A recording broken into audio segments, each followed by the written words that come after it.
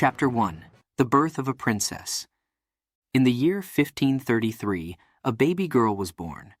Her name was Elizabeth, and from the moment she took her first breath, her life was destined to be anything but ordinary.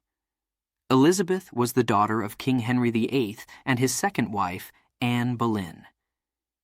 Yet her birth was not met with the joy that often accompanies the arrival of a royal child. Why? Because she was not the son that King Henry had longed for, a son who could secure the Tudor dynasty. But Elizabeth's story was just beginning. She was born into a world of intrigue, power, and danger.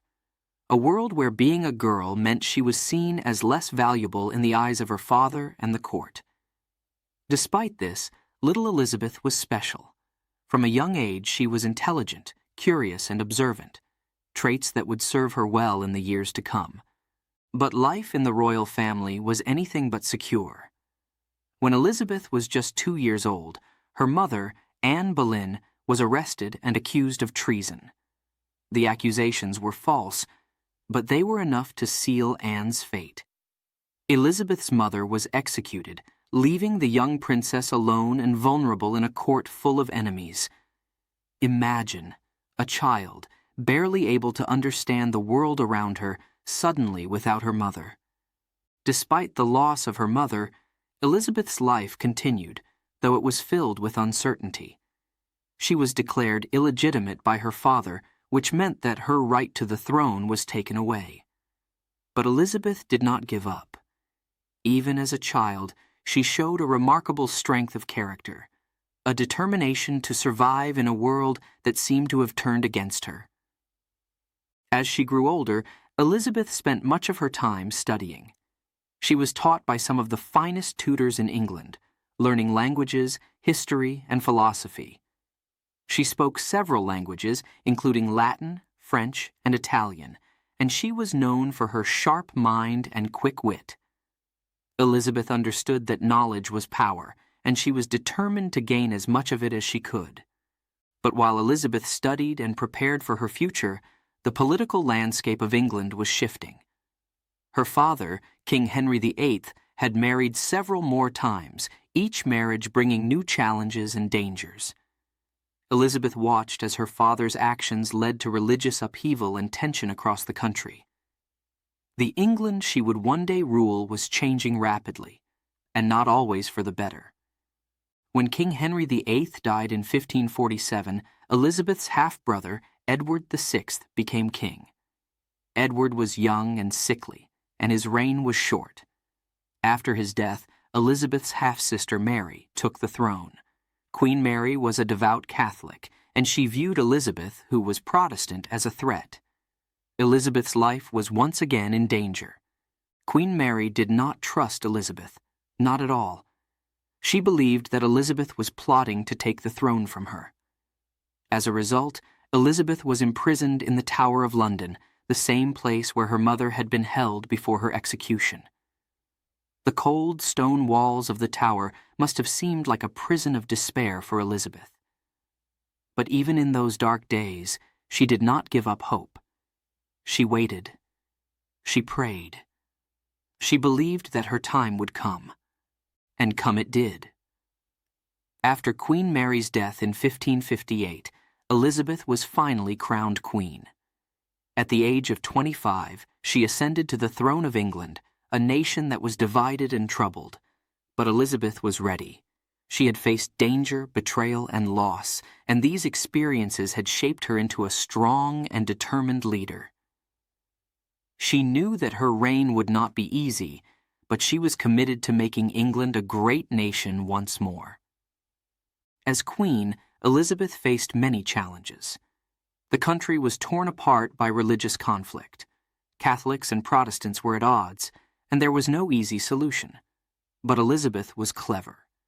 She introduced a policy of religious tolerance, known as the Elizabethan religious settlement. It wasn't perfect, but it brought a measure of peace to the kingdom, allowing her people to focus on rebuilding their country. Elizabeth was known for her intelligence and her ability to make wise decisions. She surrounded herself with trusted advisors, including Sir William Cecil and Sir Francis Walsingham, who helped her navigate the treacherous waters of politics. But Elizabeth was no puppet. She was very much in control, using her charm and sharp mind to keep her enemies at bay and her allies close. One of the most dramatic moments of Elizabeth's reign came in 1588, when the Spanish Armada, a massive fleet sent by Spain, threatened to invade England. The Spanish were the most powerful empire in the world, and their ships seemed unstoppable. But Elizabeth was not afraid. She donned armor and rode out to address her troops, delivering a speech that would go down in history. "I have the body of a weak and feeble woman," she declared, "but I have the heart and stomach of a king." Her words inspired her soldiers, and against all odds the English navy defeated the Spanish Armada. It was a moment of great triumph for Elizabeth and her people. The defeat of the Spanish Armada marked the beginning of what is known as the Golden Age of England. Under Elizabeth's rule, the arts flourished. The great playwright William Shakespeare wrote some of his most famous works during this time. Exploration expanded as well, with adventurers like Sir Francis Drake sailing around the world, bringing wealth and new ideas back to England. But even as England thrived, Elizabeth's life was not without personal challenges. She chose never to marry, earning the title of the Virgin Queen. Many suitors sought her hand, but Elizabeth was wary. She knew that marriage could mean giving up some of her power, and she was not willing to risk that. Instead, she focused on her country, dedicating herself entirely to her role as queen. As Elizabeth grew older, the weight of the crown became heavier. She had ruled for over 4 decades, guiding England through war, religious conflict, and political intrigue. But she was tired. The bright, golden-haired queen who had once captivated the world was now frail and weary. Yet she continued to rule with the same determination that had marked her entire life. In March 1603, Elizabeth's reign came to an end. She passed away quietly, leaving behind a legacy that would shape England for centuries to come. Her death marked the end of the Tudor dynasty, but her impact on the country and the world was undeniable. Queen Elizabeth I had transformed England from a divided and troubled kingdom into a powerful and respected nation. Her reign was marked by courage, wisdom, and a deep love for her people. She had faced immense challenges and had emerged victorious, leaving behind a legacy that would inspire generations. Elizabeth's story is one of resilience, determination, and grace. She was a woman who defied the expectations of her time, proving that a queen could be just as strong, just as wise, and just as powerful as any king. Even today, her name is remembered with admiration and respect, a testament to the extraordinary life she lived and the lasting impact she had on the world. Chapter 2. The Princess in Danger. As Elizabeth grew older, the world around her became more dangerous, more uncertain. England was a land of turmoil, where loyalty could change in an instant, and trust was a rare commodity. Her father, King Henry VIII, had married 6 times, each marriage bringing new risks, new alliances, and new enemies.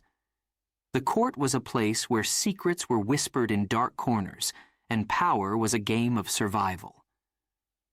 Elizabeth watched all of this with careful eyes. She had learned from a young age that in this world, one wrong step could mean the end. Her mother, Anne Boleyn, had met a tragic fate, and Elizabeth knew that she too had to tread carefully. She had to be wise beyond her years, for she was a princess in a kingdom where being a princess did not guarantee safety. In fact, it often meant the opposite. After King Henry VIII's death, the throne passed to Elizabeth's half-brother, Edward VI. But Edward was just a boy, and his health was frail. Elizabeth knew that his reign might be short, and she was right. When Edward died at the age of 15, the crown passed to her half-sister Mary. Queen Mary, Elizabeth's half-sister, but not her ally. Mary was a devout Catholic, and Elizabeth was Protestant. To Mary, Elizabeth represented a threat, a dangerous challenge to her rule. The tension between the sisters grew, and it wasn't long before Mary's fears turned into action. Elizabeth was accused of plotting against Mary, of trying to steal the throne. The accusations were serious. The punishment? Death. Elizabeth was taken to the Tower of London, that cold, dark fortress where her mother had been imprisoned before her. The very walls seemed to echo with the ghosts of those who had been held there before.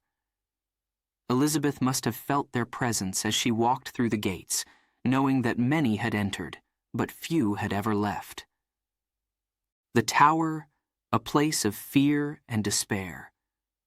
Elizabeth was 21 years old, a young woman with her whole life ahead of her, yet here she was, facing the possibility of execution. The thought must have been terrifying, but Elizabeth was no ordinary princess.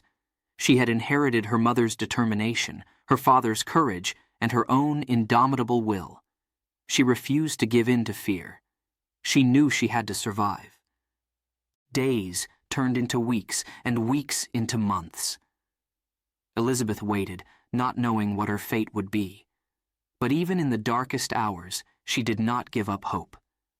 She prayed, she planned, and she held on to the belief that she would one day be free. Elizabeth's time in the Tower was a test of her spirit, and she passed that test with remarkable strength. Finally, after months of uncertainty, Elizabeth was released from the Tower.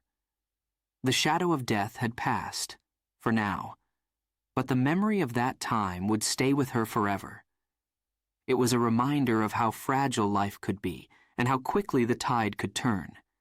Elizabeth knew that her survival had not been a matter of luck. It had been a matter of will. Her release, however, did not mean that she was safe. Queen Mary still ruled, and Elizabeth knew that her sister's mistrust had not disappeared. She had to be careful, very careful. Every word, every action, every move was watched and scrutinized. Elizabeth's life became a delicate balancing act. She had to stay close enough to the throne to secure her position, but not so close that she appeared to be a threat. And so, Elizabeth learned to navigate the treacherous waters of the English court. She played the role of the loyal sister, careful not to show her true ambitions. But deep down, she knew that her time would come. She knew that one day she would be called to lead England. The key was to survive until that day. The years passed, and Queen Mary's health began to fail. The once strong and determined ruler was now weak and frail, and Elizabeth's position grew stronger. The people of England had grown tired of Mary's harsh rule, and many looked to Elizabeth as a symbol of hope, of a brighter future.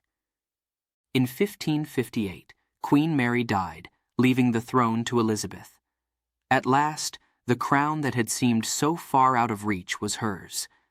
But Elizabeth knew that with the crown came immense responsibility. She had survived the Tower, she had survived the dangers of the court, and now she had to survive as queen. Elizabeth's early years as queen were filled with challenges. England was a divided nation, torn apart by religious conflict and political unrest. The people were weary of war, weary of bloodshed, and weary of the uncertainty that had plagued the country for so long. Elizabeth knew that her first task as queen was to bring stability, to heal the wounds that had been inflicted during her sister's reign. She began by addressing the religious divide that had caused so much strife. Elizabeth understood that she could not please everyone, but she also knew that compromise was essential. She introduced the Elizabethan religious settlement, a series of laws that established a middle ground between Catholics and Protestants. It wasn't a perfect solution, but it was a step toward peace, a step toward unity. But Elizabeth's challenges were far from over. As a female ruler in a male-dominated world, she faced constant pressure to marry. Her advisors urged her to choose a husband who could strengthen her position, who could provide an heir to secure the future of the Tudor dynasty. But Elizabeth was not ready to share her power. She had seen too many women lose their authority, their independence, once they married. Elizabeth chose instead to remain single, declaring that she was married to her country and her people. This decision, bold and unconventional, earned Elizabeth the title of the Virgin Queen. It was a title that carried both respect and suspicion. Some saw it as a symbol of her dedication to England, while others viewed it as a weakness, a sign that she was alone and vulnerable. But Elizabeth knew better. She understood that by remaining unmarried, she could maintain control. She could rule without interference. Elizabeth's reign was marked by a careful balance of power and diplomacy. She surrounded herself with trusted advisors, but she never let them forget who was in charge. She used her charm, her intelligence, and her knowledge of court politics to navigate the many challenges that came her way. Whether dealing with foreign powers, religious leaders, or her own people, Elizabeth always kept the upper hand. Yet, despite her strength and determination, Elizabeth never forgot the lessons she had learned during her time in the Tower. She knew that the line between power and danger was thin, and that her position could be threatened at any moment. Elizabeth ruled with caution, but also with a deep sense of purpose. She understood that her survival and the survival of her country depended on her ability to adapt, to outmaneuver her enemies, and to keep the people's support. Elizabeth's life had been one of constant danger, from her early years as a princess to her time as queen. But she had faced every challenge with courage and resilience. She had turned her struggles into strengths, her fears into determination. And as she looked out over her kingdom, she knew that she had earned her place on the throne. She had earned the right to lead. The princess who had once been imprisoned in the Tower was now a queen who had survived against all odds, who had risen above the dangers that had threatened to destroy her.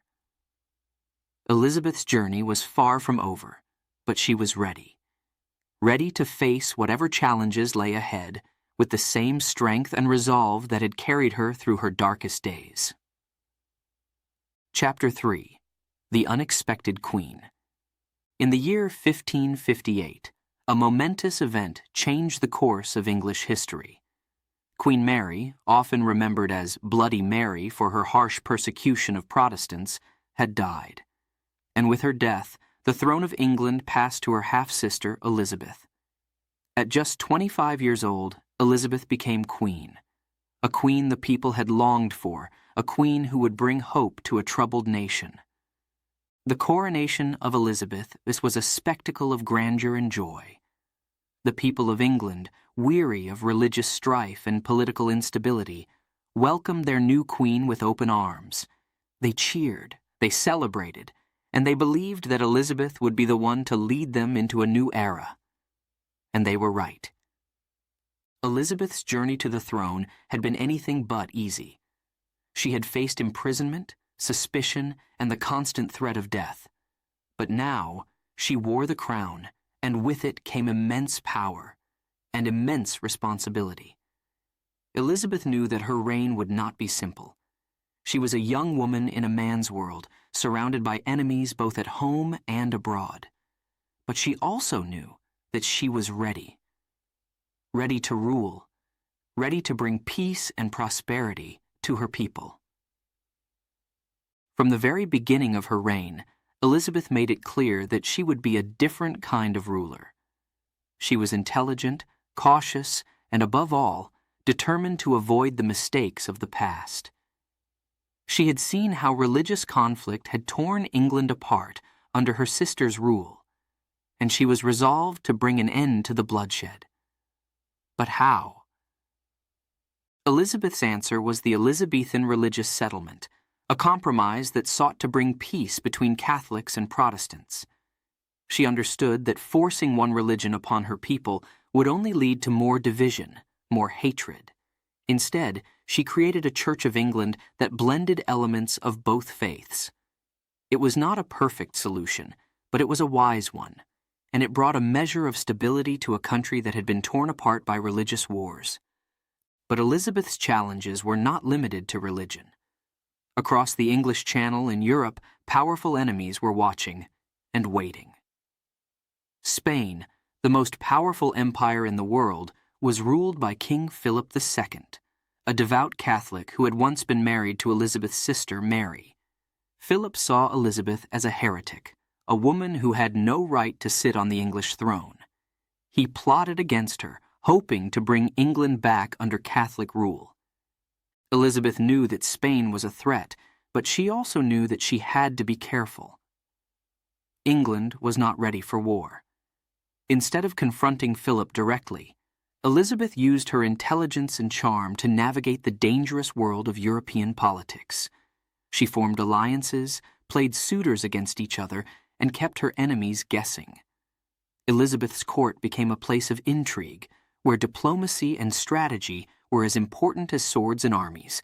But Elizabeth was not only a queen of diplomacy, she was also a queen of the people. She understood that a ruler's strength came not just from armies and wealth, but from the love and loyalty of her subjects. Elizabeth made it a point to be seen by her people. She traveled across England, visiting towns and villages, listening to the concerns of her subjects.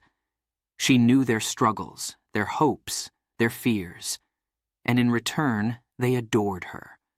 They called her Good Queen Bess, a name that reflected the affection they felt for their queen. Yet, even as she earned the love of her people, Elizabeth knew that her position was always at risk. There were plots against her life, conspiracies that sought to remove her from the throne. One of the most dangerous came from her own cousin Mary, Queen of Scots. Mary believed that she was the rightful Queen of England, and she had the support of powerful allies in Europe. For years, Mary schemed to take Elizabeth's crown, and for years Elizabeth resisted. She imprisoned Mary, but she hesitated to take the final step, to order her execution.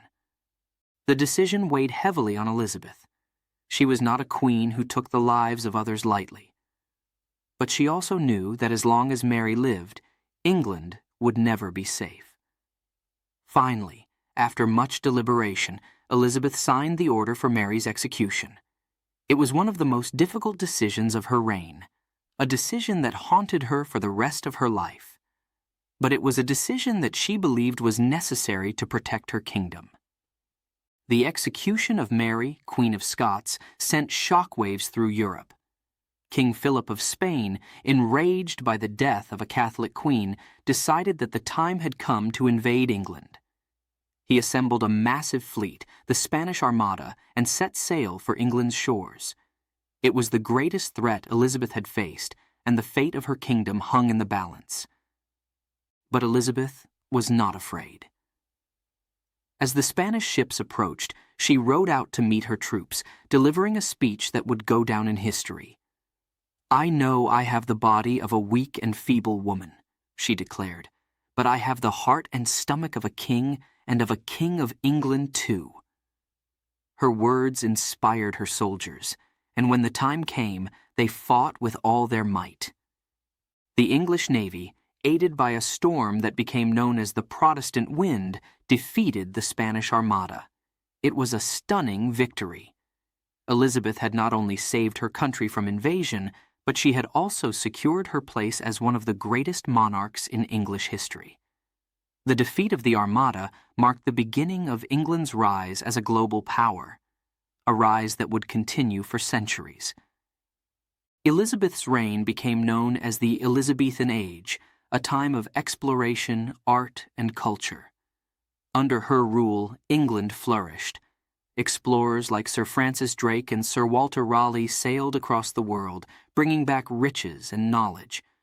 Writers like William Shakespeare and Christopher Marlowe penned plays that would become timeless classics. The arts thrived, and England's influence spread far and wide. But even as her country prospered, Elizabeth remained unmarried. She had many suitors, princes, and kings who sought her hand in marriage, but she refused them all. Elizabeth understood that marriage could mean giving up some of her power, and she was not willing to take that risk. She declared that she was married to her country, and her people respected her for it. They saw her as a symbol of independence, of strength, a queen who needed no king. As the years passed, Elizabeth grew older, but she never lost her spirit. She continued to rule with wisdom and courage, guiding her country through peace and war, through prosperity and hardship. She had transformed England from a divided and vulnerable nation into a powerful and respected kingdom. But as her reign neared its end, Elizabeth knew that she was leaving behind a legacy that would last forever. On March 24, 1603, Elizabeth I passed away, bringing an end to the Tudor dynasty. Her death marked the close of an era, but her impact on England and the world was undeniable. She had ruled for 45 years, and in that time she had changed the course of history. Elizabeth I was not just a queen. She was a legend, a ruler whose name would be remembered for centuries to come. The unexpected queen, who had faced enemies at every turn, who had navigated the treacherous waters of politics and war, had left an indelible mark on the world. Her reign was one of triumph and tragedy, of wisdom and courage, of peace and glory. Elizabeth had made England great, and her legacy would continue to inspire generations long after she was gone. Chapter 4. The Virgin Queen. Elizabeth I, a queen like no other. She ruled with wisdom, courage, and a fierce independence that set her apart from the monarchs who had come before her. But there was one decision that would define her reign, a choice that would earn her a name remembered throughout history. She chose never to marry. In the grand courts of Europe, marriage was not just a personal union. It was a tool of power, a means to forge alliances and secure the future of a dynasty. Suitors from every corner of the continent sought Elizabeth's hand. Princes, kings, and noblemen, all eager to claim her as their bride. They came bearing gifts, promises of wealth and power, offers of protection and loyalty. But Elizabeth, she turned them all away. Why? The question lingered in the minds of many. Was there a secret love? A heart too broken to trust again? Or perhaps a love so great for her country that no man could ever compare? The truth was, Elizabeth had seen too much. She had witnessed the dangers that came with marriage, the loss of power, the potential for betrayal. She knew that as a queen, her first duty was to her people, and she could not risk that duty for the sake of a husband. Elizabeth's decision was not an easy one. The pressure to marry was immense. Her advisors, her council, even her people, all urged her to take a husband. They feared for the future of the Tudor dynasty. Without an heir, the line could die with Elizabeth, but she stood firm. She declared that she was married to England. And so the legend of the Virgin Queen was born. Elizabeth used her unmarried status as a symbol of her independence, her strength, and her devotion to her country. She was not a queen who needed a king by her side. She was a ruler in her own right, fully capable of leading her nation without the influence of a husband. Her choice to remain single became a powerful statement, one that resonated with her people and solidified her authority. But the decision to stay unmarried was not just about power. It was also about strategy. Elizabeth understood the delicate balance of power in Europe, and she used her single status to her advantage. By keeping suitors guessing, by never fully committing to any one alliance, she kept the other European powers in check. They could never be sure who might gain England's favor. And this uncertainty was a powerful tool in the hands of the Queen. For Elizabeth, being the Virgin Queen was more than just a title. It was a carefully crafted image. She cultivated an aura of mystery, of unattainable beauty and wisdom. She became a symbol, a living embodiment of her country's strength and resilience. Her portraits, which showed her draped in jewels and fine gowns, often depicted her with symbols of purity and power, like a crescent moon or a serpent. These images were not just art. They were political tools designed to reinforce her image as a queen who was beyond the reach of any man. Elizabeth's court was filled with intrigue, with suitors who tried to win her favor, with advisers who whispered in her ear. But through it all, Elizabeth remained in control.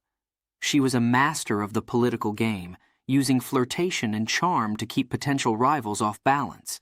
But she never let it go too far. She never let any man believe that he could control her or her kingdom. Yet, being the Virgin Queen was not without its challenges. Elizabeth faced criticism and doubt. Some believed that a woman could not rule effectively on her own, that without a husband she would be vulnerable to manipulation and failure.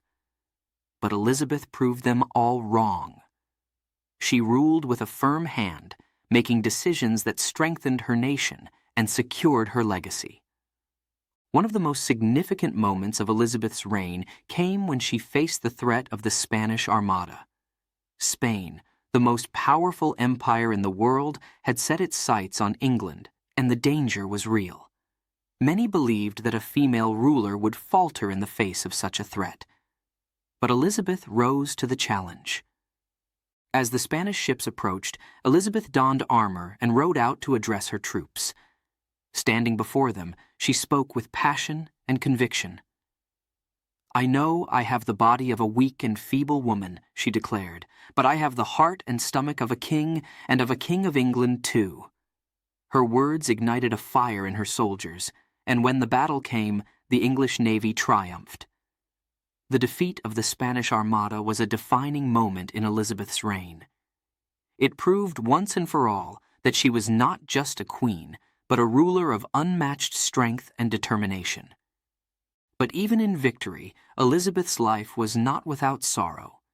The choice to remain unmarried meant that she was often alone. She had no husband to confide in, no children to comfort her in her old age. As she grew older, the weight of her decisions became heavier. She watched as those she loved, her closest friends and advisers, passed away. The court, once filled with laughter and music, became a place of silence and shadows. Elizabeth's decision to stay single also meant that she had no direct heir. As her reign drew to a close, the question of succession loomed large. Who would take the throne after her? Would England descend into chaos once again?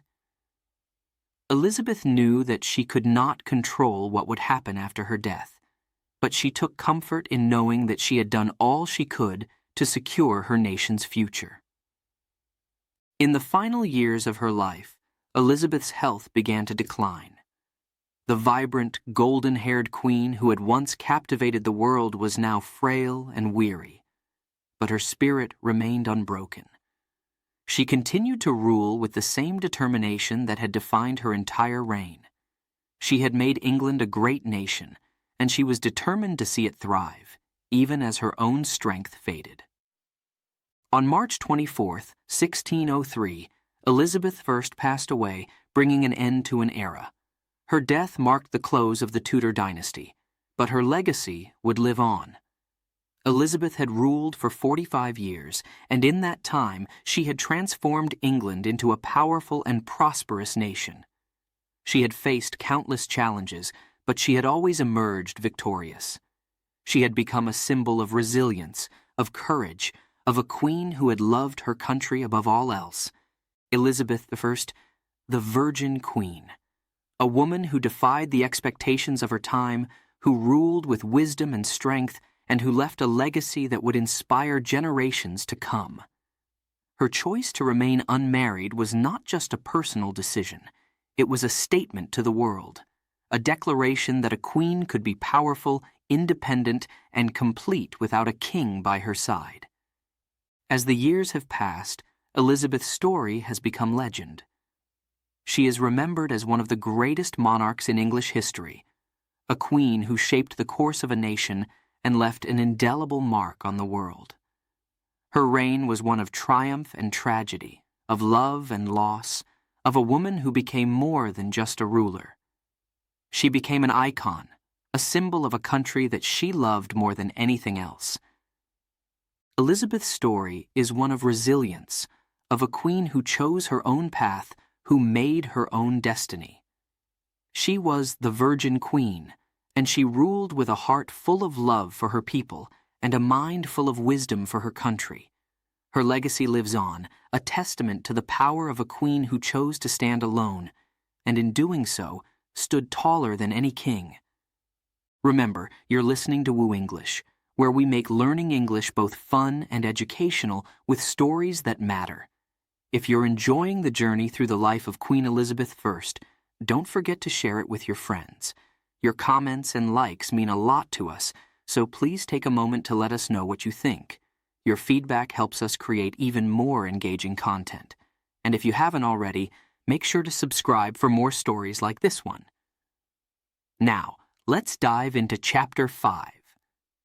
Chapter 5, The Threat of Mary, Queen of Scots. Elizabeth I, the powerful Queen of England, faced many dangers during her reign, but perhaps none more troubling than the threat posed by her own cousin, Mary, Queen of Scots. Mary was not just any queen. She was a queen with a claim to Elizabeth's throne, and that made her a dangerous enemy. Mary, Queen of Scots, was a woman of beauty, charm, and ambition. Born into the royal family of Scotland, she had also been Queen of France, but after her husband's death, she returned to Scotland to rule her homeland. However, Scotland was a land divided by religious conflict and political intrigue, and Mary's reign was far from peaceful. But it wasn't just Scotland that concerned Mary. She believed she had a right to the English throne as well. Mary's claim was strong. She was the great-granddaughter of Henry VII, the same as Elizabeth. To many Catholics in England who did not accept Elizabeth's rule, Mary was the true queen. They saw Elizabeth as illegitimate because her mother, Anne Boleyn, had been married to Henry VIII after he broke from the Catholic Church. For them, Mary was the rightful ruler, and they were willing to do whatever it took to see her on the throne. Elizabeth knew this. She knew that Mary was not just a rival queen, but a symbol around which her enemies could rally. The thought must have weighed heavily on her. How could she protect her kingdom from this threat? How could she defend her crown without resorting to the violence and cruelty that had marked her sister Mary's reign? The situation grew more complicated as plots and conspiracies began to emerge. Plots to overthrow Elizabeth and place Mary on the throne. These were not just rumors. They were real, dangerous schemes that threatened the stability of the entire kingdom. Elizabeth's advisors were alarmed, and they urged her to act swiftly and decisively. But Elizabeth was torn. Mary was her cousin, a fellow queen. How could she take action against her own flesh and blood? Elizabeth's hesitation came from a place of deep conflict. She was a queen, yes, but she was also a woman with a conscience. She understood the pain of being a queen under siege, of facing threats from every side. She knew that Mary was in a desperate situation, and part of her sympathized with her plight. But Elizabeth also knew that as queen, her first duty was to her people, and to protect them, she had to make difficult decisions. As the years passed, Mary's situation grew more dire. She had been forced to flee Scotland after a rebellion, and she sought refuge in England. But her arrival only made things worse. Instead of finding safety, Mary became a prisoner. Elizabeth could not allow her to roam free in England. Her very presence was a danger. So Mary was placed under house arrest, held in various castles and manors, always under watchful eyes. But even in captivity, Mary remained a threat. She continued to plot, to scheme, to reach out to her supporters in England and abroad. Letters were smuggled out, messages of hope and rebellion. The most serious of these plots came in 1586, the Babington Plot. It was a plan to assassinate Elizabeth and place Mary on the throne. The plot was uncovered by Elizabeth's spy master, Sir Francis Walsingham, and it was the final straw. Elizabeth knew that she could no longer hesitate. Mary had become too dangerous to live. The decision to execute Mary was not one that Elizabeth made lightly. It was a decision that tore at her soul. On one hand, she knew that Mary's death would rid her of a constant threat, a thorn in her side that had caused her endless sleepless nights. But on the other hand, Mary was her cousin, a queen, an anointed sovereign.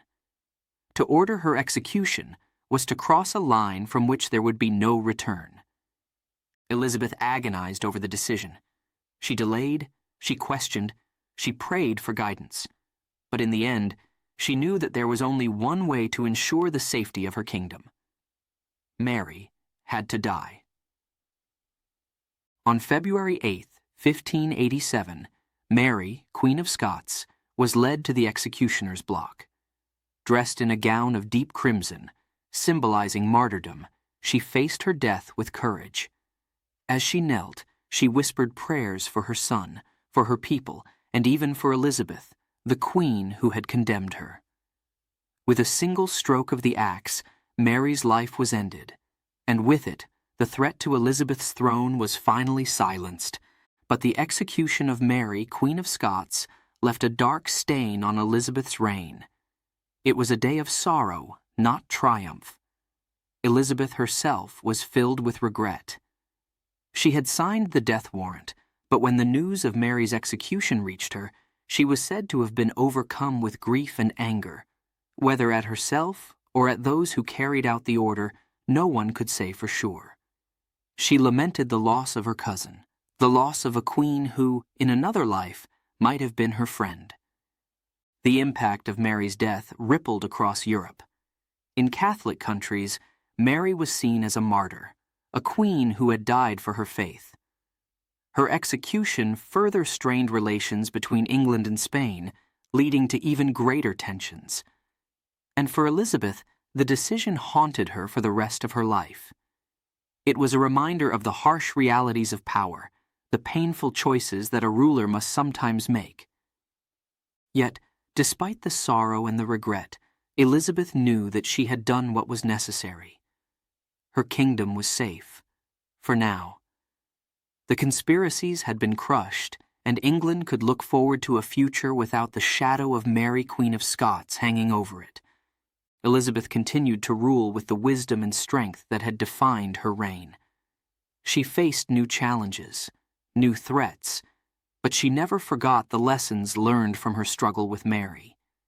She had protected her throne, but at a great cost, a cost that only she could truly understand. The story of Elizabeth and Mary is one of rivalry, of politics, of two queens caught in the web of history. It is a story of difficult decisions, of the burden of power, and of the lengths to which a ruler must go to protect her kingdom. Elizabeth I emerged from this chapter of her reign stronger, but also more aware of the heavy responsibilities that came with the crown. As the years passed, Elizabeth's legacy grew. She became known not just as a queen, but as a symbol of resilience, of leadership, and of a ruler who, despite the challenges, had guided her country through one of the most turbulent periods in its history. The execution of Mary, Queen of Scots, remains one of the most controversial moments of her reign, but it also marks a turning point, a moment when Elizabeth fully embraced the mantle of leadership, with all its burdens and all its demands.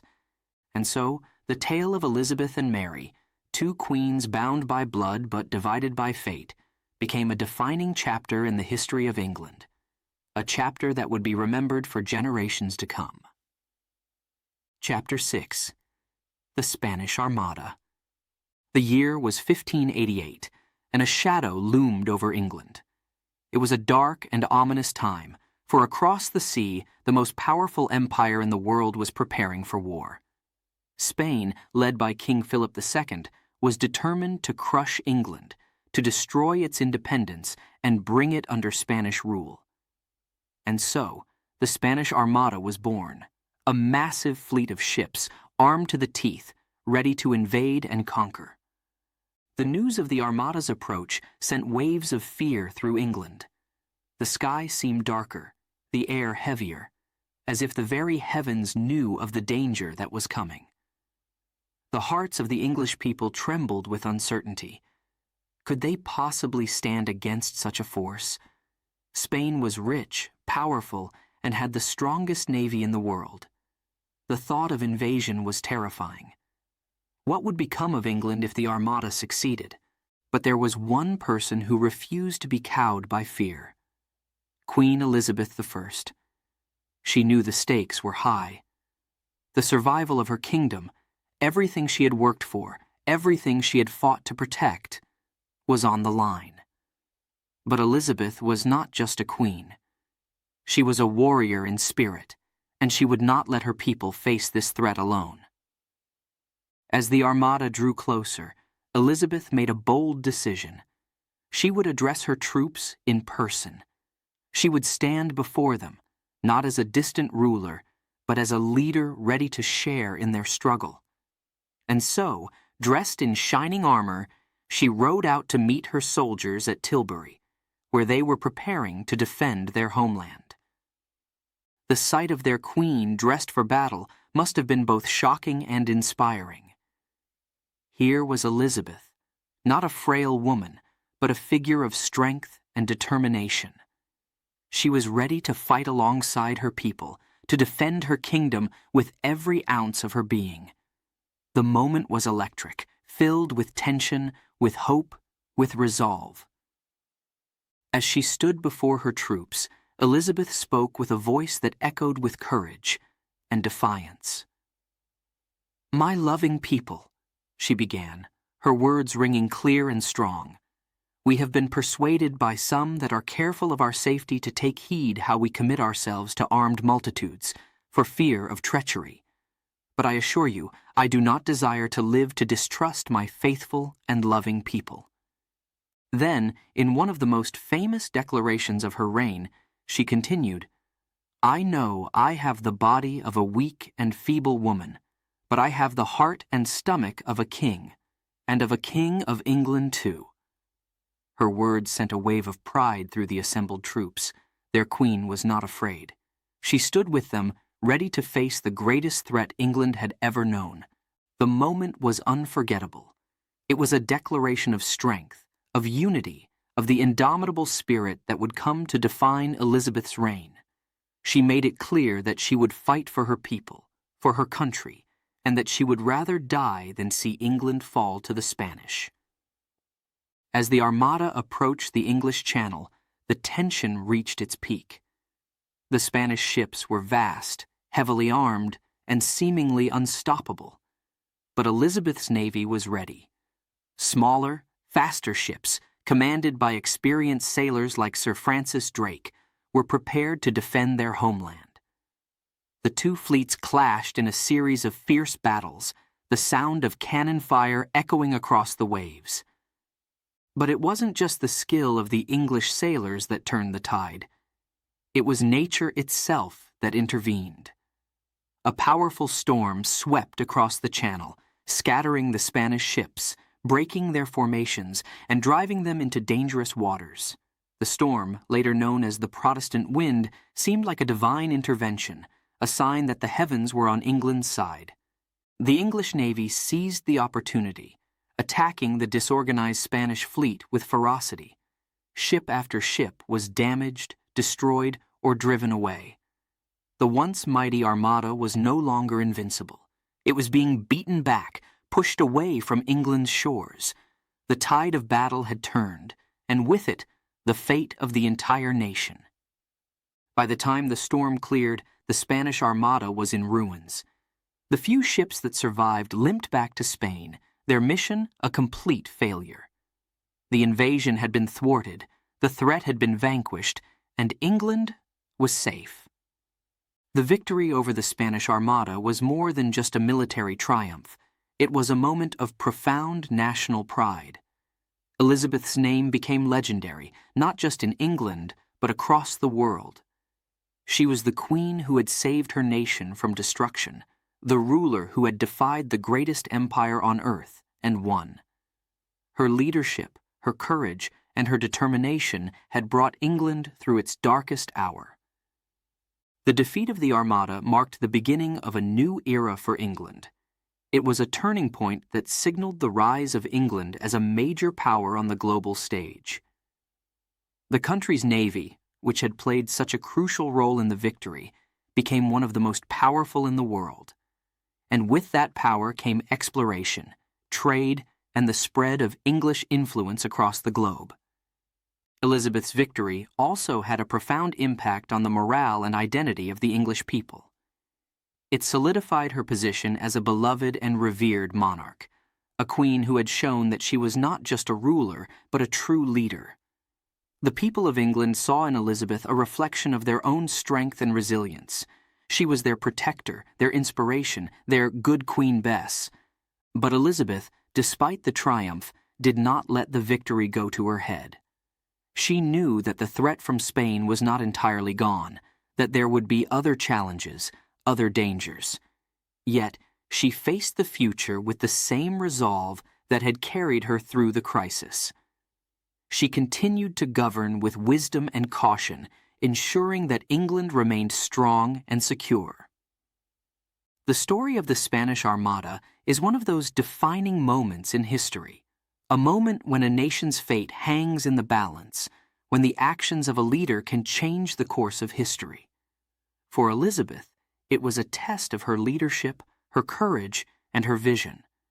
She passed that test with flying colors, proving once again that she was one of the greatest monarchs England had ever known. As the years went by, the legend of the Spanish Armada grew.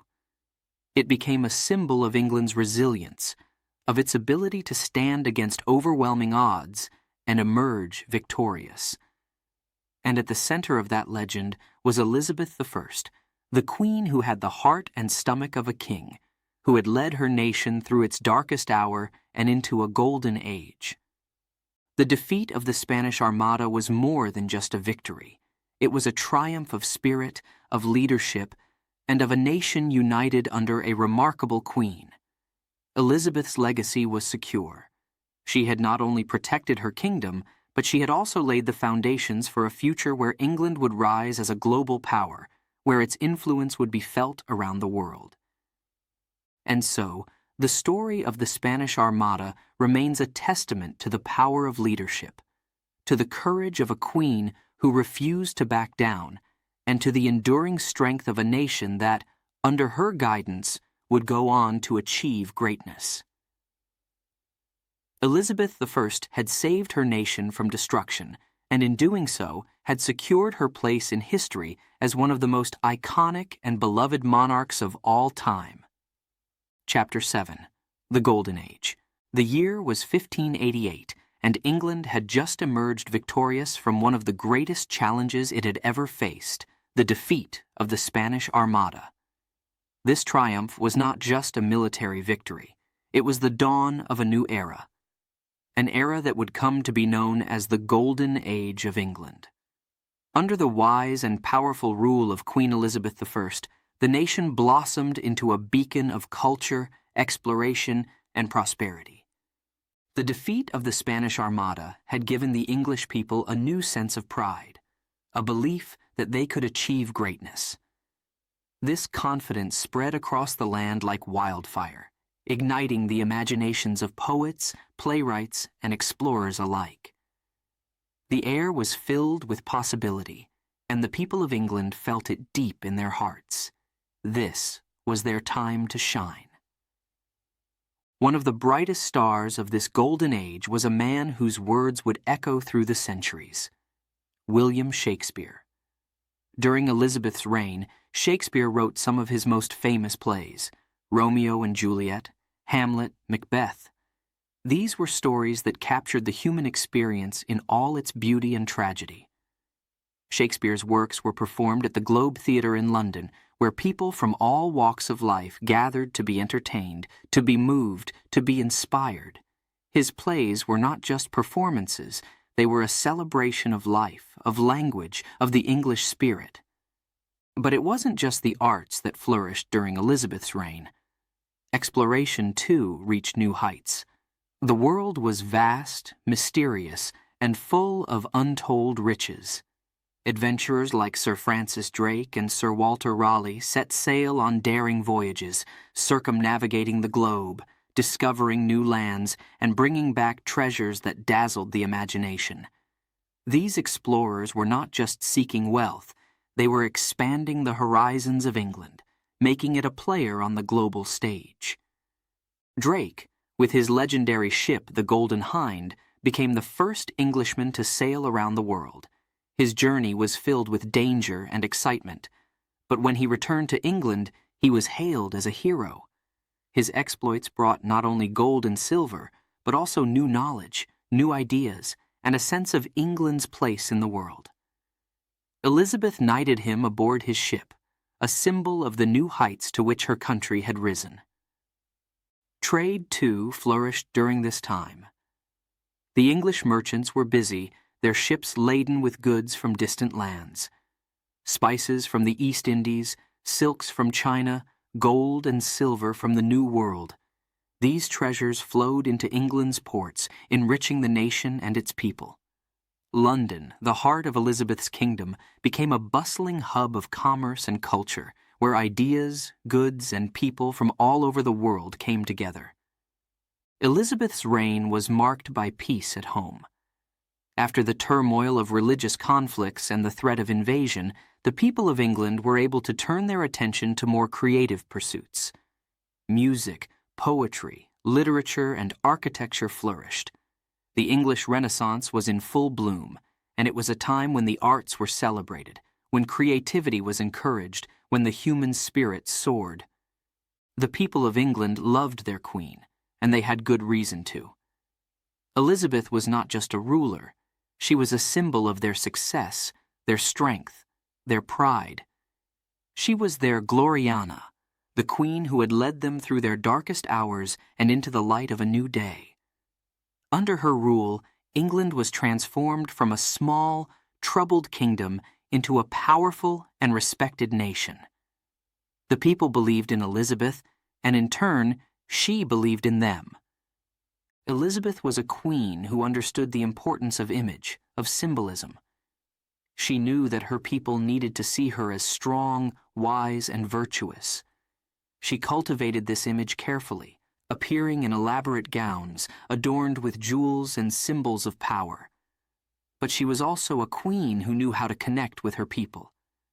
She traveled across her kingdom, visiting towns and villages, speaking with her subjects, listening to their concerns. She showed them that she cared, and in doing so, she won their hearts.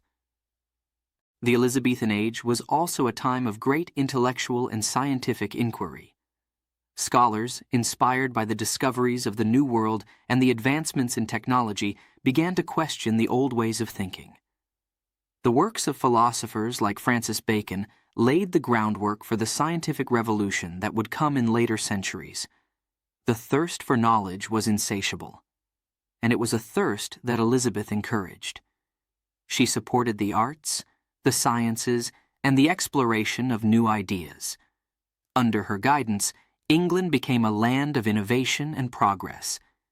But even as England flourished, Elizabeth was always aware of the challenges that lay ahead. The world was changing rapidly, and she knew that she had to prepare her country for the future. She sought to maintain peace with other nations, while also ensuring that England remained strong and independent. Her diplomatic skills were unmatched, and she navigated the complex web of European politics with grace and intelligence. The Golden Age was not just a time of prosperity for the rich. It was a time when the common people also felt the benefits of Elizabeth's rule. The country's economy grew, and with it, opportunities for ordinary men and women. There was a sense of optimism in the air, a belief that life was getting better, that the future was bright. Elizabeth herself was a key part of this golden age. Her leadership, her vision, and her determination were the driving forces behind England's success. She had faced countless challenges, enemies abroad, conspiracies at home, and the constant pressure to marry and produce an heir. But through it all, she had remained true to herself, to her country, and to her people.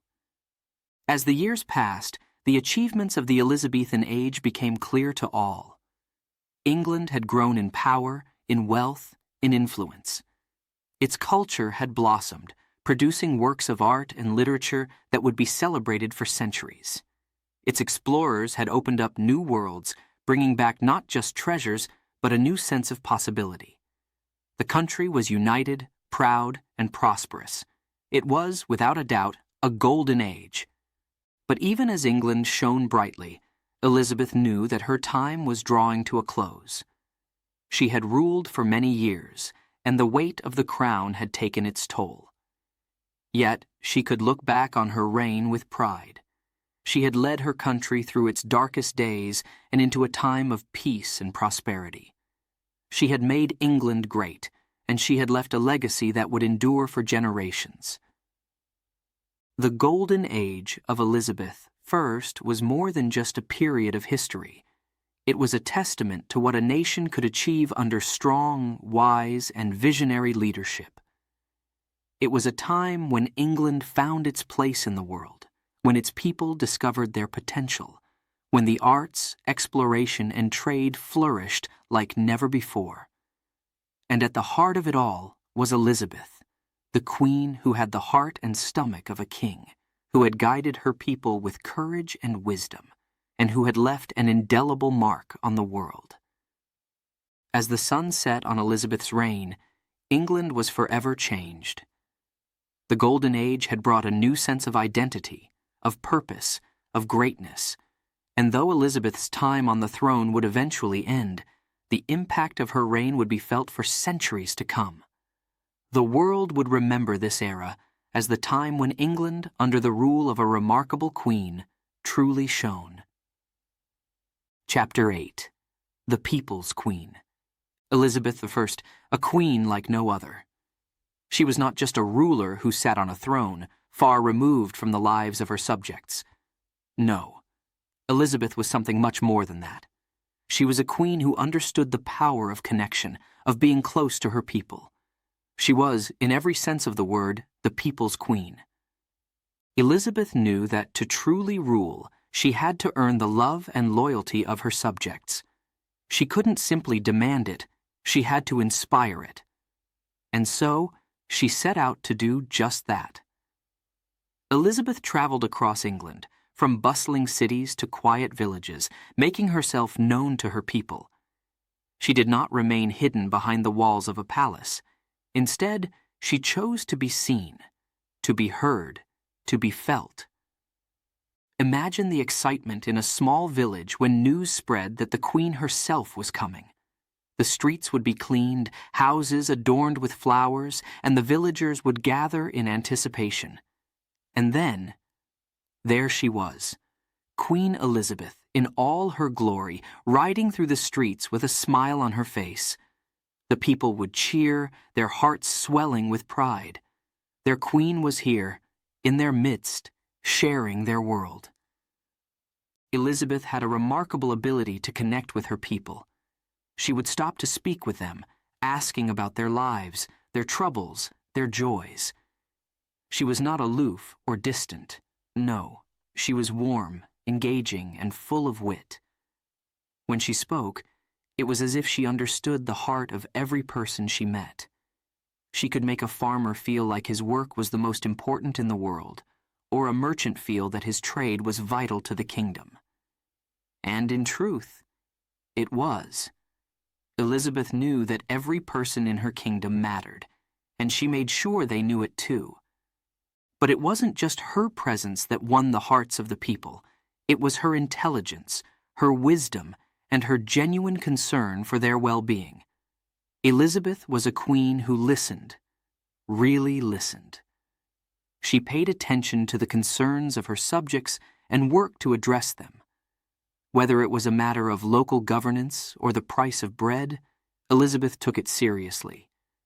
She understood that the strength of her reign depended on the happiness and prosperity of her people. One of the ways Elizabeth endeared herself to the people was through her famous progresses, royal tours where she would travel through different parts of the country, staying in the homes of her nobles and mingling with the common folk. These progresses were more than just ceremonial. They were a way for Elizabeth to show her people that she cared about them, that she was interested in their lives. She would visit marketplaces, churches, and even cottages, making sure that she understood the realities of life in her kingdom. During these progresses, Elizabeth's wit and charm were on full display. She loved to engage in conversation, often surprising those around her with her quick humor and sharp mind. She could turn a simple greeting into a memorable exchange, leaving people laughing or deep in thought. But more than that, she made her subjects feel seen, valued, and respected. This was the essence of her connection with her people. They felt that she truly cared. Elizabeth's presence in these towns and villages wasn't just about winning hearts. It was about maintaining peace and stability.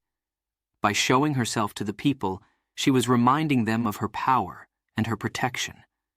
She was their queen, yes, but she was also their protector, their guide. She reassured them that under her reign, they were safe, they were valued, and they were part of something greater. The people, in turn, gave Elizabeth a special place in their hearts. They called her Good Queen Bess, a name that reflected the deep affection they had for her. This nickname wasn't just about her kindness. It was about her fairness, her wisdom, and her strength. Elizabeth was not just a figurehead. She was a ruler who truly cared about her people, and they loved her for it. Elizabeth's relationship with her people was also a key part of her strategy as a ruler. She understood that a queen needed the support of her subjects to maintain power. Without their loyalty, her reign could be threatened by uprisings or conspiracies. By keeping close to her people, by ensuring they felt connected to her, Elizabeth secured their support and strengthened her rule. But it was more than just strategy. Elizabeth genuinely enjoyed being with her people. She took pleasure in their company, in hearing their stories, in sharing their joys and their sorrows. She was a queen who knew that her kingdom was more than just land and wealth. It was made up of people, real people with real lives, and she valued them deeply. Elizabeth's ability to connect with her people was perhaps best demonstrated during times of crisis. When the Spanish Armada threatened England, the people looked to Elizabeth for guidance and reassurance, and she did not disappoint. Her famous speech at Tilbury, where she declared, "I have the heart and stomach of a king," wasn't just about rallying the troops. It was about showing her people that she was with them, that she was one of them, fighting for their safety and their future. This connection between Elizabeth and her people created a bond that was unbreakable. The people of England felt a deep loyalty to their queen, a loyalty that was rooted in love and respect. They trusted her to lead them, to protect them, and to guide them through the challenges of the time. And Elizabeth, in turn, trusted her people. She believed in them, in their strength, in their resilience, in their ability to rise to any challenge. As Elizabeth grew older, the bond between her and her people only deepened. She had ruled for many years, and the country had changed and grown under her leadership. But one thing remained constant: the love that her people had for her. They saw in Elizabeth not just a queen, but a mother of the nation, a figure who had guided them through the good times and the bad, who had always been there for them. In her final years, Elizabeth's presence became even more symbolic. She had become an icon, a representation of everything that was great about England. The people knew that her time would eventually come to an end, but they also knew that the legacy she left behind would endure. She had given them peace, prosperity, and a sense of pride in their nation. She had shown them what it meant to be English.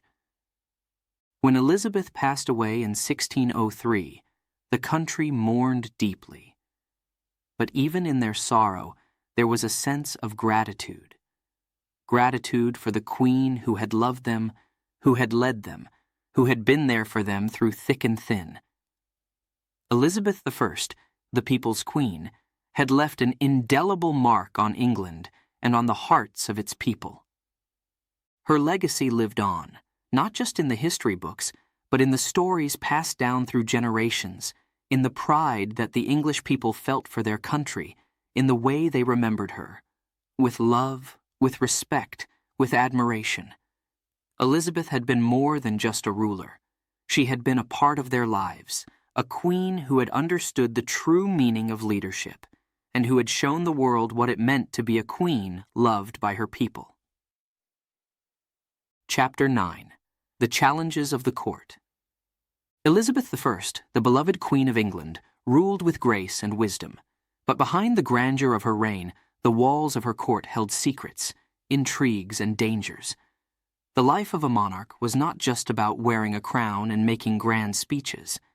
It was about surviving the constant threats that lurked in the shadows.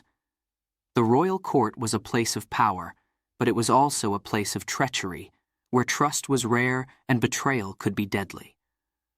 From the moment Elizabeth ascended to the throne, she knew that her life would never be simple. The court was filled with noblemen and women, each with their own ambitions, each with their own loyalties. Some sought to serve the queen faithfully. Others sought to advance their own power, even if it meant working against her. Elizabeth had to be vigilant, always aware of the shifting alliances and rivalries that surrounded her. To navigate this treacherous environment, Elizabeth relied on her sharp intellect and keen instincts. She was a master of political maneuvering, understanding that in a court filled with ambition and greed, one wrong move could lead to disaster. She trusted few people and kept her circle of advisors small, choosing only those who had proven their loyalty to her time and again. One of the most trusted and important figures in her court was Sir Francis Walsingham, a man known as the Queen's spy master. Walsingham was not just any advisor, he was the eyes and ears of Elizabeth, the one who uncovered plots and conspiracies before they could take root. He was a man of great intelligence, with a network of spies that stretched across England and beyond. His mission was simple yet crucial: protect the Queen at all costs. Walsingham's work was shrouded in secrecy. He operated in the shadows, intercepting letters, decoding messages, and gathering intelligence that could mean the difference between life and death for Elizabeth. The threats were real, and they were constant. Catholic plots to overthrow the Protestant Queen, foreign powers seeking to destabilize England, rival factions within the court itself, all of these dangers loomed large, and it was Walsingham's job to ensure that the Queen remained safe. One of the most famous and dangerous plots that Walsingham uncovered was the Babington Plot, a conspiracy to assassinate Elizabeth and place her cousin Mary, Queen of Scots, on the English throne. It was a plot that could have changed the course of history, but thanks to Walsingham's skill and vigilance, it was thwarted before it could be carried out. The discovery of this plot led to Mary's execution, a decision that weighed heavily on Elizabeth, but one that she knew was necessary to secure her reign. But even with Walsingham's protection, Elizabeth's life was never free from danger. The court was a place where whispers could turn into accusations, where a simple glance could be misinterpreted as a threat. Elizabeth had to be constantly on guard, watching not just her enemies, but also her friends. She understood that power could corrupt, that even those closest to her might be tempted to betray her if the opportunity arose. Elizabeth's ability to read people was one of her greatest strengths. She had an uncanny knack for understanding the motivations of those around her, for seeing through the flattery and falsehoods that often filled the court. She knew when to reward loyalty, when to show kindness, and when to be ruthless. It was this balance of wisdom and caution that allowed her to maintain control over her court, even in the face of constant challenges. The Queen's patience was another key to her success. Elizabeth knew that in the game of politics, timing was everything. She was willing to wait, to bide her time, to let her enemies reveal themselves before making her move. This patience often frustrated those who sought quick decisions or immediate action. but it was a trait that served Elizabeth well throughout her reign. She understood that a hasty decision could lead to disaster, while a well-considered one could secure her position for years to come. But the constant vigilance took its toll. The weight of the crown was heavy, and the pressures of ruling a kingdom were immense. Elizabeth was often lonely, isolated by her position and the responsibilities that came with it. She had to remain strong, to project an image of confidence and control, even when she felt the strain of the endless intrigue and danger that surrounded her. Yet, despite the challenges, Elizabeth never wavered in her commitment to her people and her country. She knew that the stability of England depended on her ability to navigate the treacherous waters of the court, and she was determined to do so with wisdom and grace. Her dedication to her role as queen was unwavering, and she was willing to make the difficult decisions necessary to protect her realm. Throughout her reign, Elizabeth faced numerous conspiracies and threats, but she emerged victorious each time. Her court may have been filled with intrigue and betrayal, but Elizabeth's leadership ensured that these challenges were met with strength and resolve. She was a queen who understood the dangers of power, but also the responsibilities that came with it. And she never shirked those responsibilities, no matter how difficult the path. Elizabeth's ability to maintain control over her court, despite the constant threats and challenges, is a testament to her skill as a ruler. She was not just a figurehead. She was a leader who actively shaped the course of her kingdom, who made the hard choices, and who understood the complexities of power. Her reign was marked by peace and prosperity, not because she was free from danger, but because she was able to rise above it. The legacy of Elizabeth I is not just one of a queen who ruled with wisdom and grace. It is also the legacy of a woman who navigated one of the most dangerous courts in history with unmatched skill and intelligence. Her reign was filled with challenges, but she faced them all with courage and determination. And in doing so, she secured her place as one of the greatest monarchs in English history. As the years passed, Elizabeth's name became synonymous with strength, with wisdom, with resilience. She was the queen who had faced down her enemies, who had outwitted her rivals, who had protected her people from countless dangers. And through it all, she had remained true to herself, true to her country, and true to the crown that she wore with such dignity and pride. The challenges of the court were many, but Elizabeth met them all head-on. She was a queen who knew that the path of leadership was never easy, but she was willing to walk that path, no matter the cost. And in doing so, she became a symbol of the strength and resilience of England itself, a symbol that endures to this day. Chapter 10. The Aging Queen. As the years passed, the once vibrant and youthful Queen Elizabeth I began to feel the weight of time. Her golden hair, once so bright and full of life, turned silver, and her face, once smooth and radiant, became lined with the marks of age and responsibility. But even as her physical strength waned, Elizabeth's spirit remained as fierce and unyielding as ever. She was still the queen, and she was determined to leave a strong and united England behind. Elizabeth had ruled for many years, through triumphs and trials, through peace and war. She had faced down enemies, both foreign and domestic, and had led her country to greatness. But now, in the twilight of her life, she found herself facing a new challenge, one that was more personal, more intimate. It was the challenge of growing old, of coming to terms with the choices she had made, and of preparing for the inevitable end of her reign. As she looked in the mirror, Elizabeth saw a different face than the one that had once captivated her subjects. The eyes were still sharp, still filled with the intelligence and determination that had defined her reign, but they were now framed by the wrinkles of age. The body that had once ridden proudly at the head of her troops, that had danced at countless courtly balls, was now slower, more fragile. Yet, despite these changes, Elizabeth remained the formidable ruler she had always been, at least on the outside.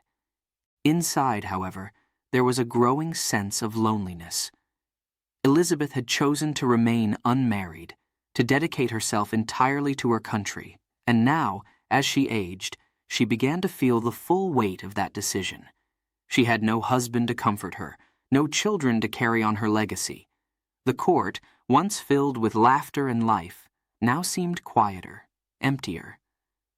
Many of her closest friends and advisers had passed away, leaving her with memories instead of companionship. Elizabeth's thoughts often turned to the past, to the choices she had made, the sacrifices she had endured. Had she made the right decisions? Had she done enough for her country? These questions lingered in her mind, especially during the long, quiet nights when sleep was hard to find. The burden of leadership had always been heavy, but now, in her later years, it felt even more so. Yet, despite these inner struggles, Elizabeth never allowed her people to see her doubts. She knew that they looked to her for strength, for guidance, and she was determined not to disappoint them. She continued to govern with the same wisdom and grace that had characterized her reign, making decisions that she believed were in the best interests of her country. She was still their queen, still good Queen Bess, and she would not let them down, but the signs of aging were impossible to ignore. Elizabeth, once known for her elaborate and colorful gowns, now favored more somber attire. Her famous red wigs became a little less vibrant, her jewelry more understated. She began to withdraw from the public eye, appearing less frequently at courtly events, and when she did, her once lively demeanor was more subdued. The courtiers whispered among themselves, wondering how much longer their queen could continue to rule. Elizabeth, of course, was aware of these whispers. She knew that her time on the throne was limited, and she began to think more and more about the future of her kingdom. She had no direct heir, and the question of succession loomed large. Who would take her place? Would they be able to maintain the peace and prosperity that she had worked so hard to achieve? These were the questions that haunted her as she grew older. Despite her concerns, Elizabeth was determined to secure England's future. She took steps to ensure a smooth transition of power, naming James VI of Scotland as her successor. It was a decision that was not without its risks. James was the son of her cousin, Mary, Queen of Scots, the very woman whose execution Elizabeth had ordered years earlier. But Elizabeth knew that a strong and united England was more important than any personal feelings. She was thinking of her country, as she always had. In her final years, Elizabeth spent more and more time alone, retreating to her private chambers, where she would reflect on her life and reign. She would look out over the gardens of her palace, remembering the days when she was young and full of hope, when the world seemed wide open with possibilities. She thought about the people she had lost, the friends, the advisors, even the rivals who had shaped her life. And she wondered, had it all been worth it? Elizabeth had sacrificed so much for her country. She had given up the chance for a family of her own, the chance to live a more ordinary life in order to serve as queen. She had faced dangers and made difficult decisions that weighed heavily on her soul. And now, as she neared the end of her life, she could not help but wonder if she had made the right choices.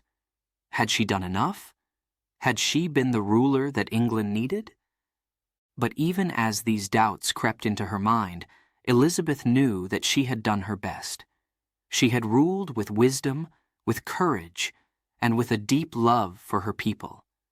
She had led England through some of its most challenging times, and she had emerged victorious. She had made England a powerful and respected nation, and she had left a legacy that would be remembered for generations to come.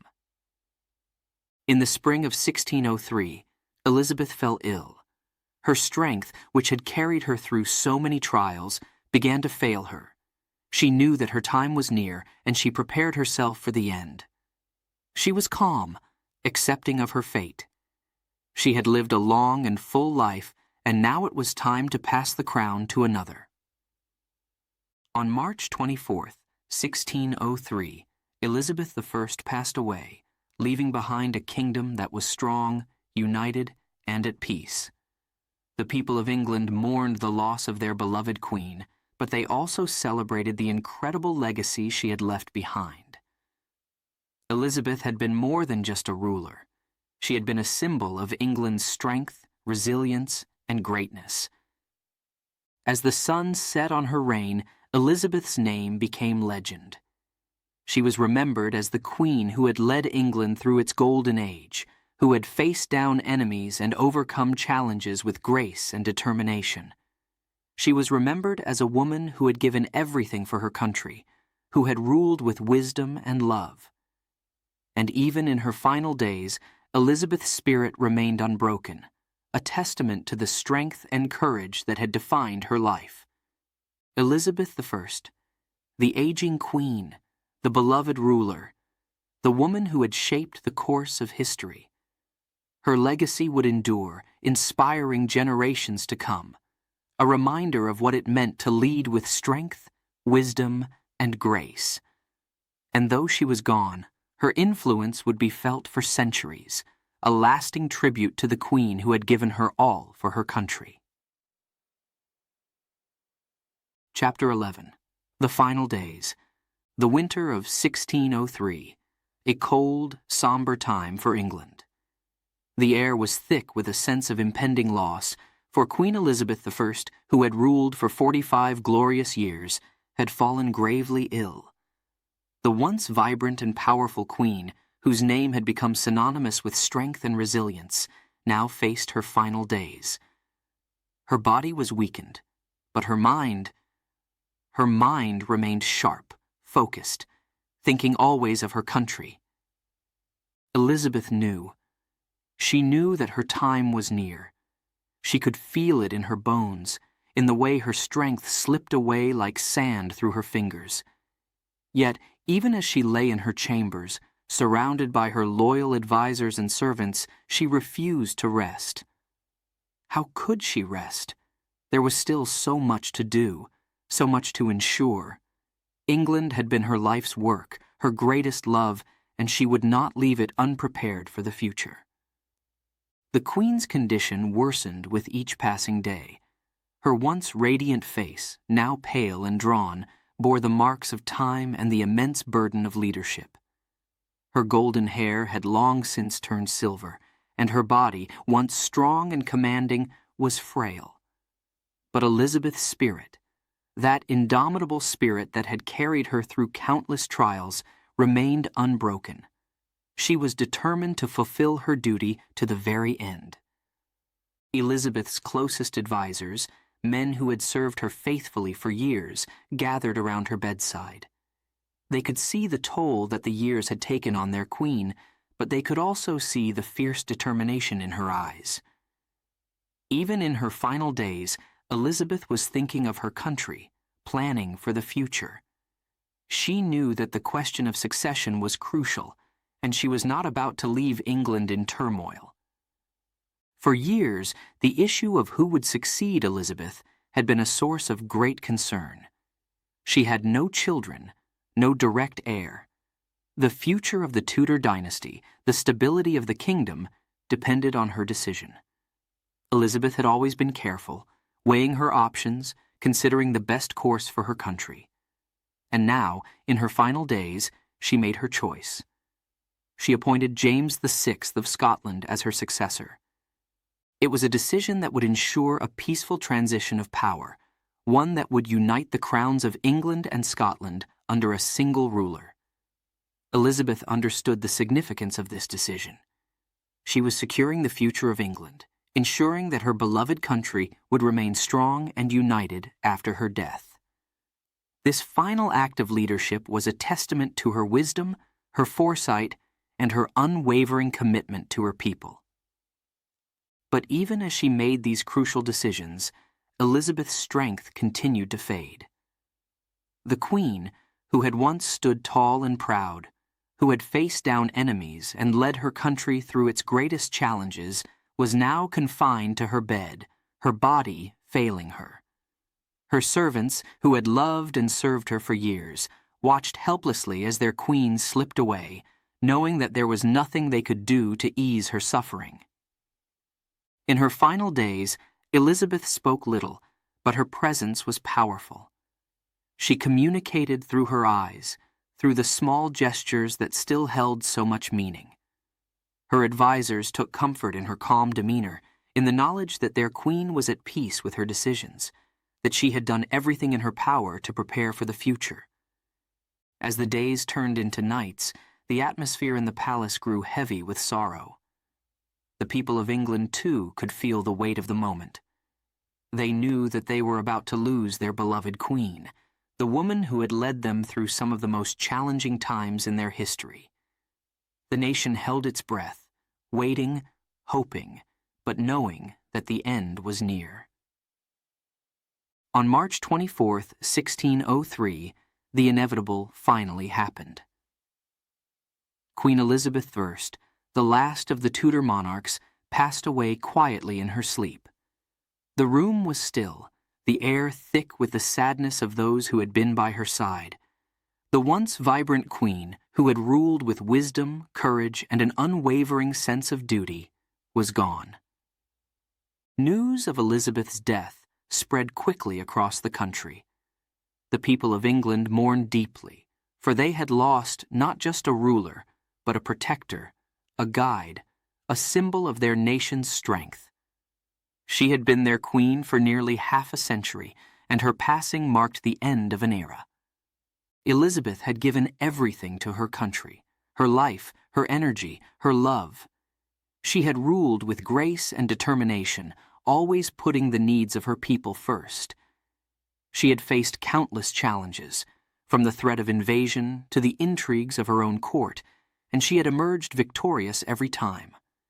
Her legacy was one of strength, resilience, and a deep, abiding love for her country. In the days that followed her death, tributes poured in from all corners of England.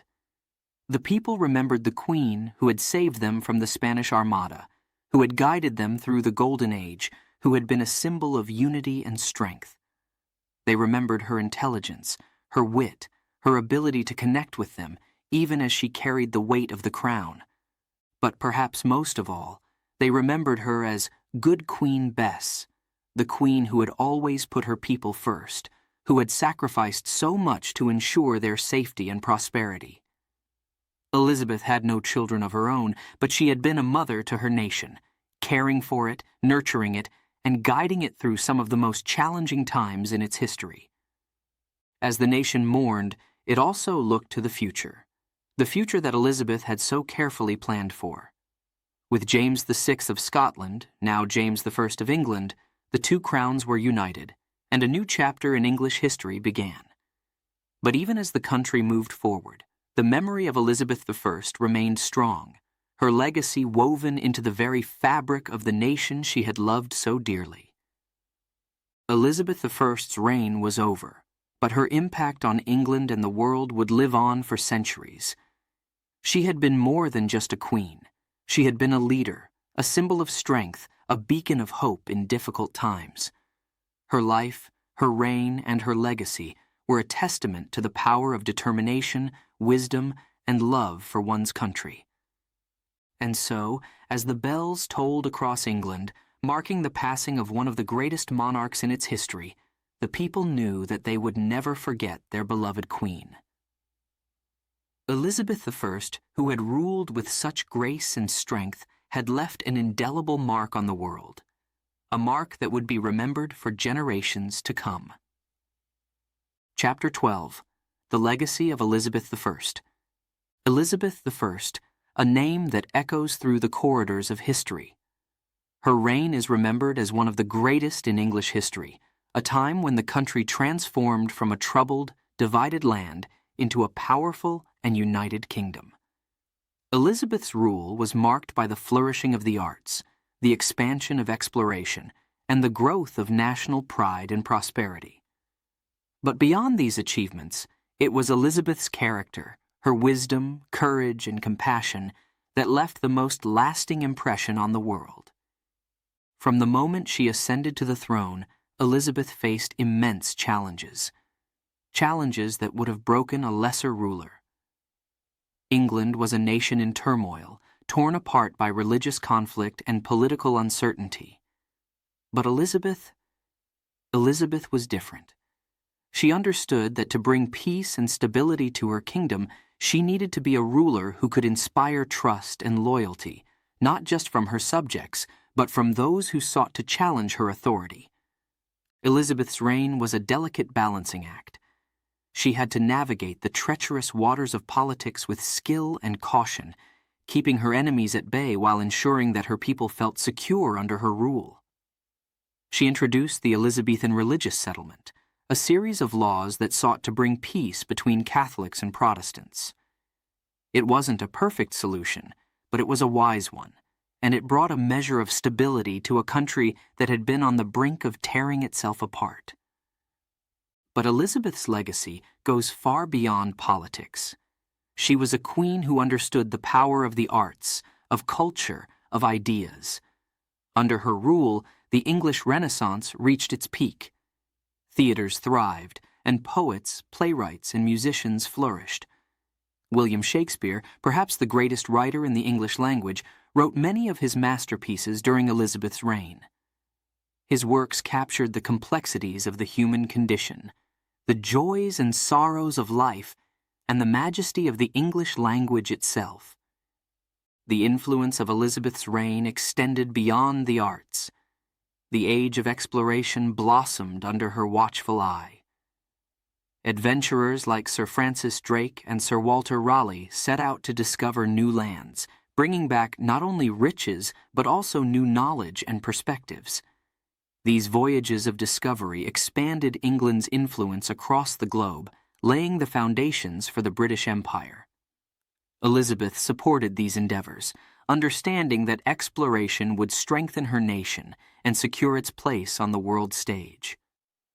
Elizabeth's leadership also had a profound impact on the national identity of England. She became a symbol of resilience, a queen who had the heart and stomach of a king, as she famously declared. Her image was carefully crafted to project strength, wisdom, and a deep connection with her people. She was not just a ruler, she was good Queen Bess, a mother to her nation, loved and revered by her subjects. Yet, despite her public persona, Elizabeth's life was not without personal sacrifice. She chose not to marry, dedicating herself entirely to her country. This decision, though it earned her the title of the Virgin Queen, also meant that she faced her challenges alone, without the comfort of a family. Elizabeth's commitment to her role as queen came at a great personal cost, but she never wavered in her duty to her people. Her love for her country was deep and unwavering, and it was this love that guided her through the many trials she faced. Elizabeth's reign also marked the beginning of England's rise as a global power. The defeat of the Spanish Armada in 1588 was not just a military victory. It was a turning point that solidified England's position as a formidable force in Europe. Elizabeth's leadership during this crisis demonstrated her ability to inspire and lead her people through even the darkest of times. The victory over the Armada was a moment of national pride, a moment that defined her reign and left a lasting legacy.